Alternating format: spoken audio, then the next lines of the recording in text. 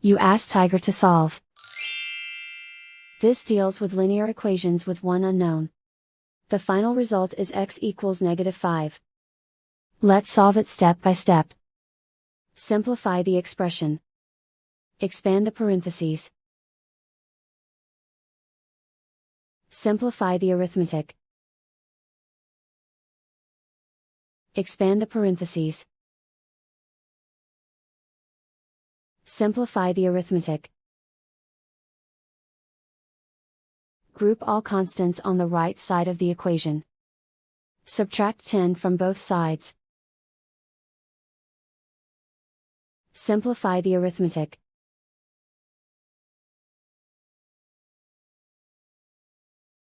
Isolate the x. Divide both sides by 2.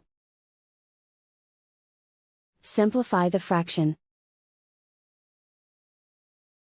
Find the greatest common factor of the numerator and denominator. Factor out and cancel the greatest common factor. And so the final result is x equals -5.